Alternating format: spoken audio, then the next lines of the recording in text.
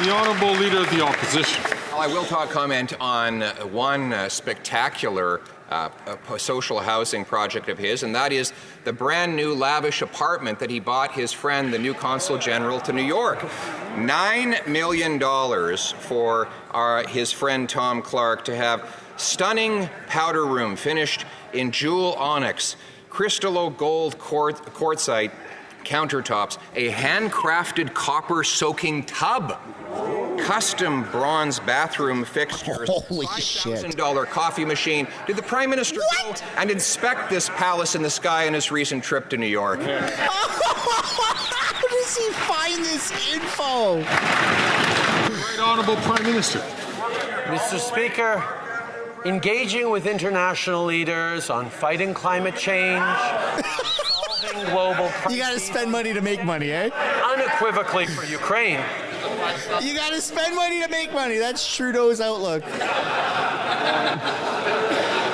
Hey man, he's not muting the mic.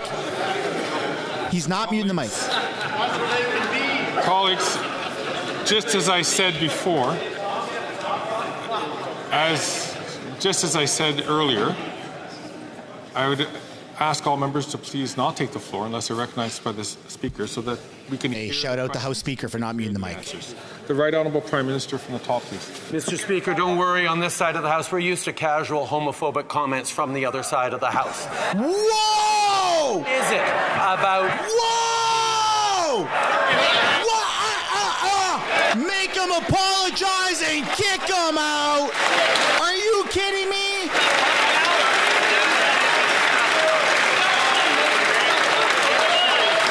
Oh no! He let his intrusive thoughts go through. Bro! Drop some L's. Don't mute the mic! Don't mute the mic! No! You mother... Oh my God! They gotta figure out what to do. I'm sorry for screaming. I'm so sorry for screaming. This is so unprecedented. Nothing like this has ever happened before. Are you kidding me? Trudeau, the Prime Minister of Canada, just let his intrusive thoughts go through by making that comment, accusing the Conservative Party of making casual homophobic comments. Are you kidding me? You can't just... I understand parliamentary privilege is one thing, but you cannot make that claim. That is going to be taken by people that are going to clip it, including myself, CTV, mainstream media. That is so inappropriate and dangerous for the Prime Minister to say that.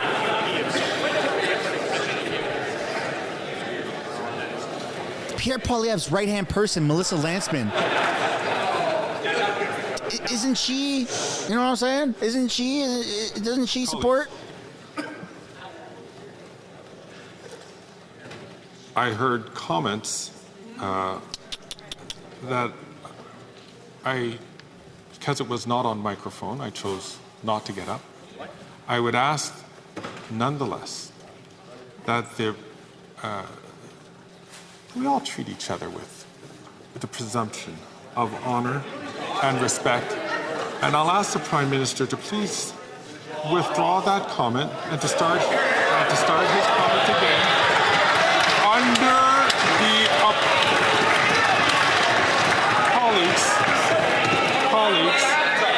colleagues. Wow. As I said, which I could not stand up because I did not know who said it. But we should be... Nuh-uh. You should be kicked out immediately for that. I don't appreciate when we would tar the entire members with that concern. And I'm going to ask the honourable member, please, to withdraw that comment, start his question again, and let us presume the better natures of all members of Parliament here. The Right Honourable Prime Minister from the top.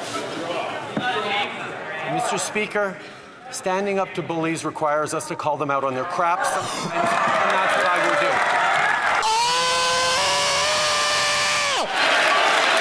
Kick him out!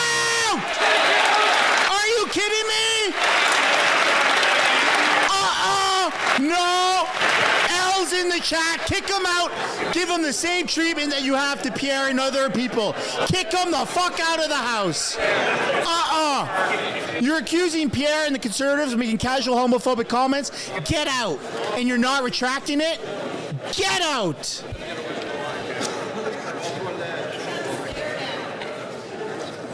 I'll invite the Prime Minister once again No. to rise on his feet. No. And thank you. Double down, I dare you. I will happily withdraw my comment if the member who suggested No, you don't get to negotiate. Clark stands up, takes responsibility for his... Kick him out. Kick him out. Kick him out. Kick him out.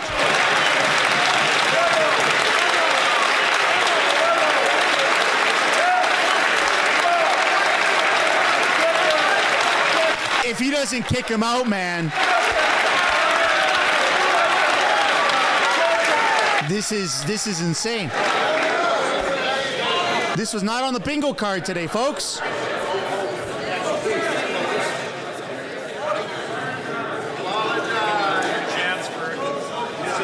You gave him a second and third chance. Kick him out. Holy shit. Yeah, this is holy shit, everyone. Sorry for swearing, sorry for yelling. I'm just trying to be honest here, man. This is crazy.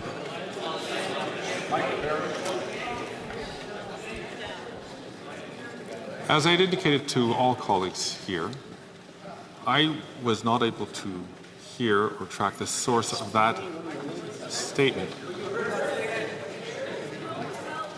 And I'm just asking the Prime Minister to be the better person and to please just withdraw the comment. No! Question. No! Kick him out! Prime Minister. You don't get 4 chances.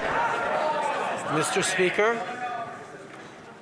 I withdraw the comment about defecating. I certainly... using the word crap. I shouldn't use that. I know crap is unparliamentary. But I will also, Mr. Speaker... What the hell's happening? Someone says something that is clearly homophobic. Not them. I'm not accusing them of homophobia. You absolutely did. Homophobic. Kick him out, Speaker! Kick him out! How many chances are you going to give him? I appreciate the Prime Minister withdrawing his comment, and the Chair accepts him withdrawing that comment. Oh, come on! As the Speaker had indicated, sometimes in this chair, and for those who have occupied this chair or who will occupy this chair will understand, it is a very difficult decision day to day. He's going to kick him out. He's going to kick him out. Who said it, and the Speaker chose, for the reputation of this House, for us to move on from that comment. I asked the Prime Minister to withdraw the comment. I appreciate you withdrawing the comment. The Prime Minister, please respond to the question that was asked by the... No! Mr. Speaker, I know the very idea of standing up for Canada's rights and values on the world stage makes the Leader of the Opposition's skin crawl. What is it exactly? Is it standing up to fight climate change? Is it standing up for women's rights? Is it standing up for democracy rights and freedom of the press? Whatever it is, he sure doesn't like it when Canada stands proudly on the world stage because he wants everyone to think that Canada is broken. Well, Canada's not broken. Canada's the best country in the world. We're going to make it even better. No, kick him out, dude. Wow, this is so corrupt. At the start of this live stream, I said I still had some faith in our system. I don't. The Prime Minister says the way he stands up for Canada is by buying a $9 million mansion in the sky for his crony Tom Clark. Well, he goes on Broadway late night shows to say that... There it is. That he said that it was a small issue that the Americans had illegally taken $9 billion of our Softwood money and cost tens of thousands of jobs. Conservatives got a deal on this in 80 days after taking offices. He's had 9 years and 3 presidents. Why does he keep letting the Americans walk all over him? Right Honourable Prime Minister. Mr. Speaker, I was glad to have the chance to speak directly to millions of Americans in this crucial moment and make the argument directly to them that we've been making to policymakers that U.S. tariffs on Canadian softwood lumber hurts American citizens and consumers. And when I go on American television, I make sure to talk up Canada, unlike the member for Calgary Nose Hill who talked down Canada to Tucker Carlson, unlike the member from Thornhill that went on Fox News to talk down Canada. I will always stand up for Canada proudly. Dude, this is insane. I am speechless. My phone is blowing up. Sorry. I got a lot of people going, what the hell has just happened? Only he didn't stand up. He backed down. Yes. He's been backing down for 9 years, during which time 3 presidents have imposed illegal tariffs that Conservatives had originally got taken off. And recently, Biden doubled those tariffs, causing 500 mill workers to lose their jobs in British Columbia. They must have been watching that show, seeing the Prime Minister say that their unemployment and their now poverty was a, quote, small issue. Why is it that he thinks he's such a big shot that the jobs of working people are a small issue? Yeah, he didn't talk up Canada. He shit on Canada. Speaker, it's obvious that the Leader of the Opposition really didn't like that I went down to New York City to talk directly to Americans. Perhaps he would have been happier if I accepted an all-expenses-paid trip perhaps down to Florida to appear at an anti-abortion church. I know he would have been all right with that, because that's what he allows of his own members. What is going on?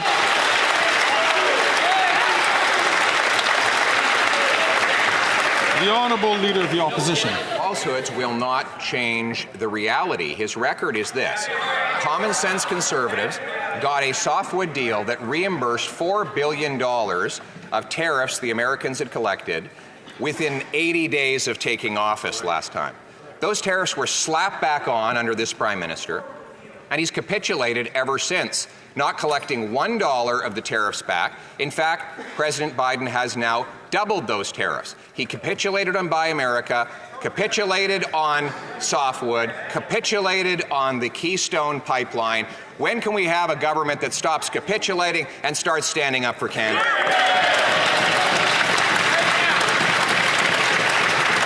The Right Honourable Prime Minister. Mr. Speaker, it's the deepest of ironies that during the existential renegotiations of NAFTA, it is the Conservative Party's position that we needed to capitulate to the United States and to Donald Trump. That is not what we did. We stood firm. We protected steel workers. We protected auto workers. We protected agricultural workers and our dairy farmers. We continue to You didn't protect steel workers. Americans while we protect jobs in this Dairy farmers hate They you. were saying, ooh, it's too important. You need to give in to the United States. We didn't. We stood strong. We came out of that with a win-win right across the board. That's right.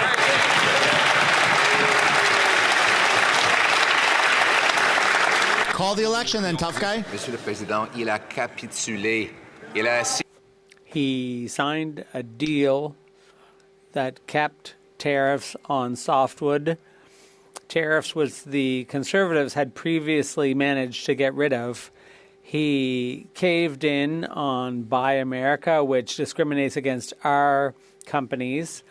He caved in on Keystone, and now Canadians are investing $400 million more in the U.S. than the opposite way.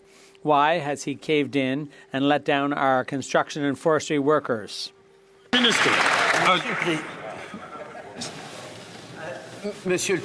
Mr. Speaker, you should be very careful about reminding people what things were like under Harper when he was on the governing side. Canadians remember very clearly what it was like under that government, which didn't invest This guy's stuck in the past, eh? He just can't take accountability for armed forces, what he's done. Police and childcare. They cut all the programs that Canadians depend on and didn't create the growth that Canadians need. We will continue to invest in Canadians and stand up for our steel and aluminum workers. We will be there to defend jobs in Canada. The Honourable Member for Belleuil-Chambly. Mr. Speaker, I'm scratching my head here. I'm wondering how we might not get there, because everyone agrees with the Bloc's bills. So I imagine everyone will continue to support them. The NDP, the Conservatives, the Liberals, all supported our bills. So I wonder if the government will get it in gear, because time is running out for farmers in Quebec, and leaders of all parties have agreed. So in order to get there by the end of October, something's got to give. The Right Honourable Prime Minister. Mr. Speaker, I'm very happy to know that the Bloc may be there to support our dental care program. Oh man, I hope they vote for no confidence.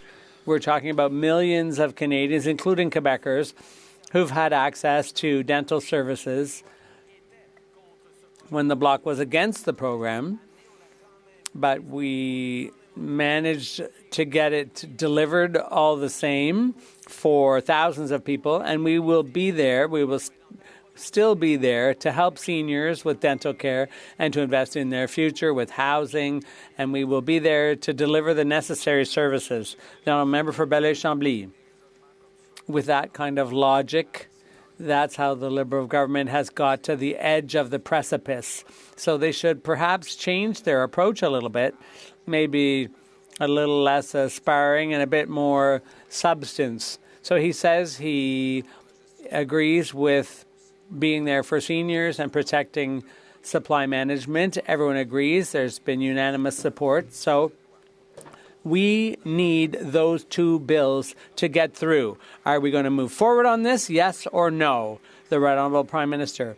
Holy smokes. Don't worry, folks. They're bringing back Pierre and Trudeau. Government has always been to move forward, moving forward on investment. Hey, if you haven't yet already, take this time to smash that like button and subscribe. For the next It's free and it really does help a lot. Moving forward on the fight against climate change and economic growth at the same time, we will be there to work constructively with everyone who wants to deliver the goods for Canadians here in this place.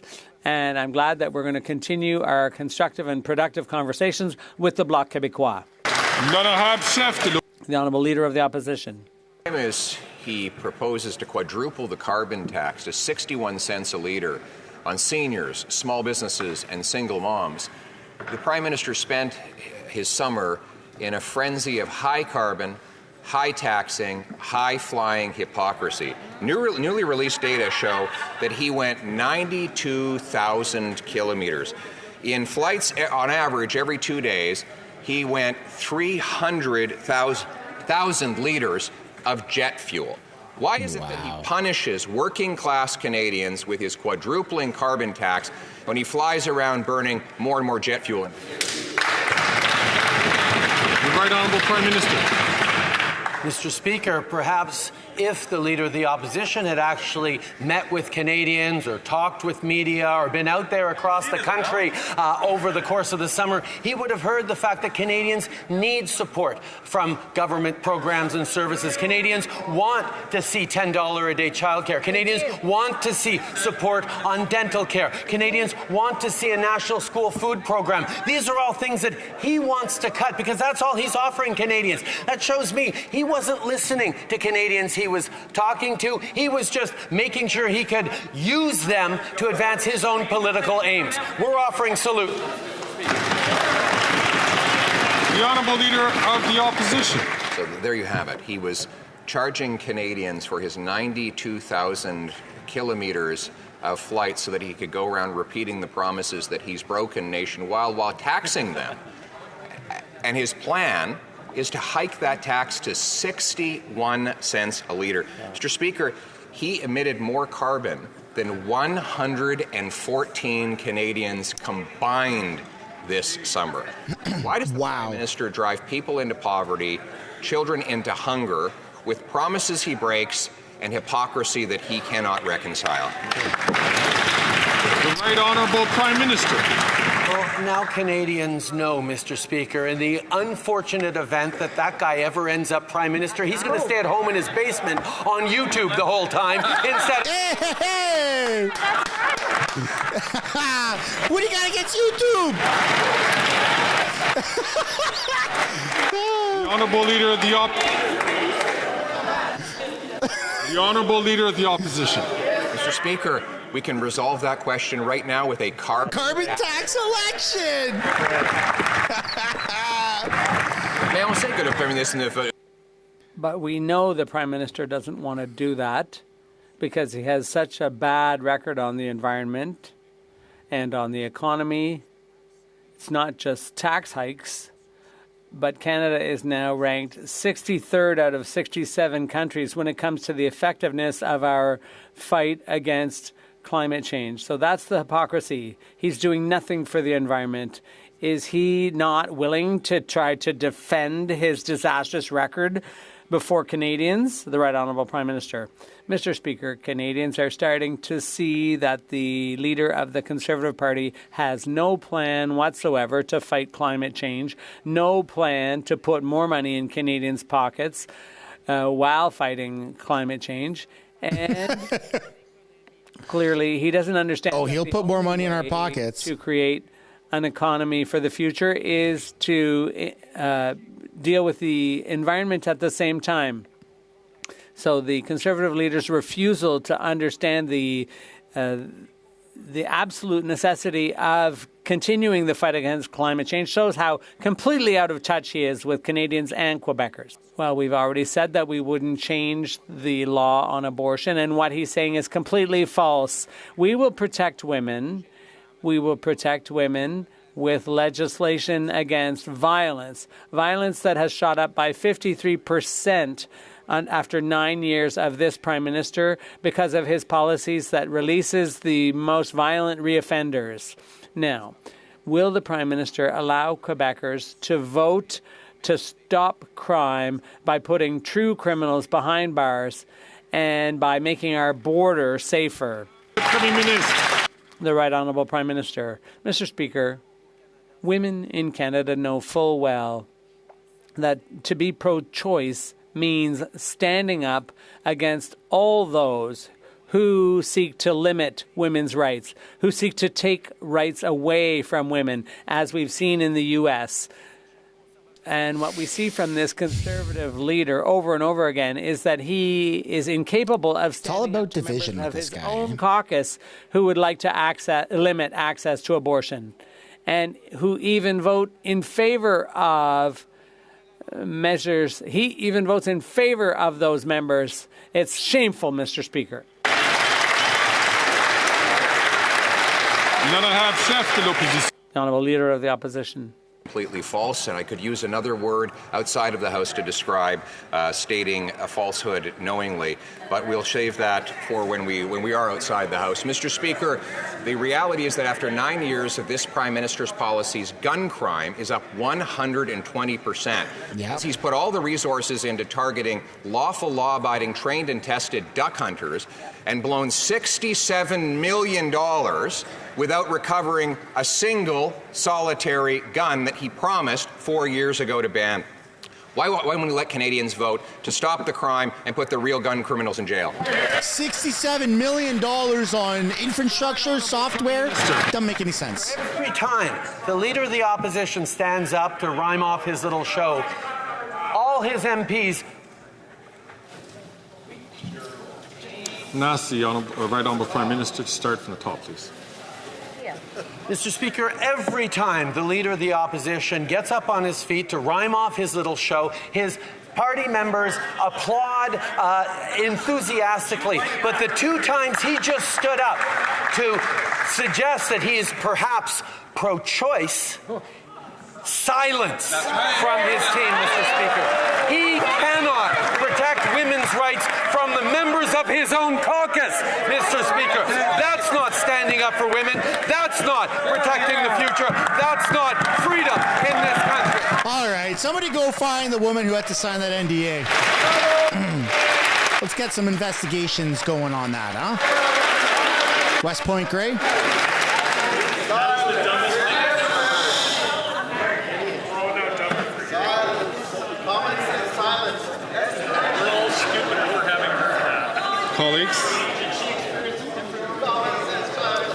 Colleagues,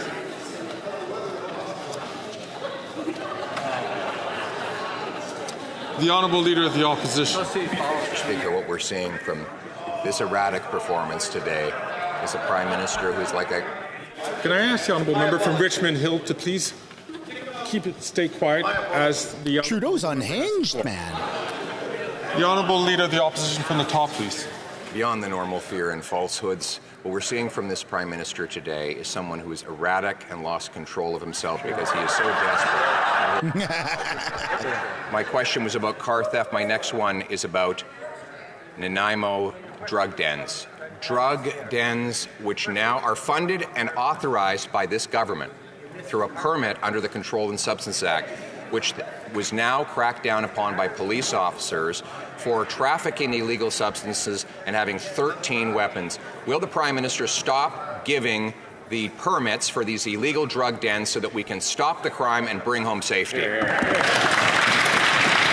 Right Honourable Prime Minister. Mr. Speaker, we recognize that far too many Canadians have been impacted by the opioid epidemic, by the toxic drug crisis. That is why we're doubling down on science and supports on the street. We're there to look at ways to help families through this, to deal with addictions, to lift people out of poverty. And yes, we will partner with people right across the country to do that on things that make sense in their jurisdictions. We're going to stay grounded in science while the leaders opposite choose their ideology as guiding paths. Yeah, very good. From Saanich Gulf Islands.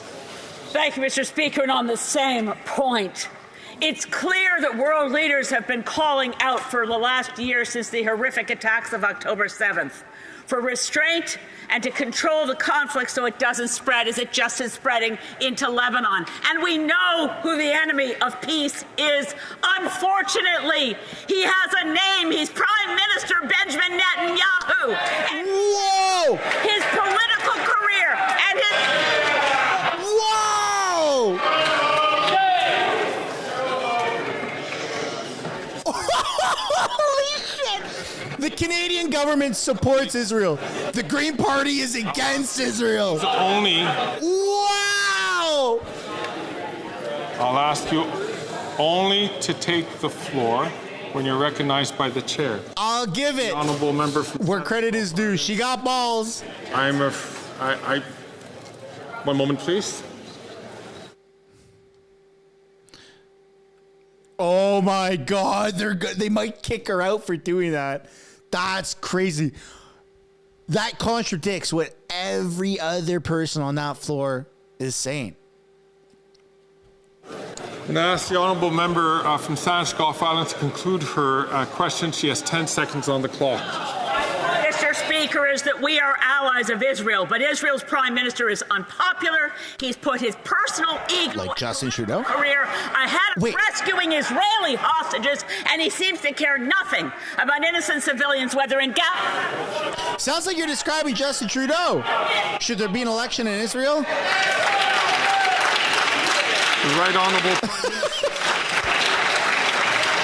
Speaker, the violence in the Middle East needs to stop. We need to see hostages released. We need to see Hamas lay down its arms. We need a ceasefire. We need to get back on a path towards a two-state solution where you have a peaceful, secure, democratic Israel alongside a peaceful, secure, democratic Palestinian state. That is Canada's position. That is what we're working with friends and allies and partners in the region are. That's what we will continue to work on every single day to bring peace and stability to that region. He doesn't even know what he's saying. Holy shit.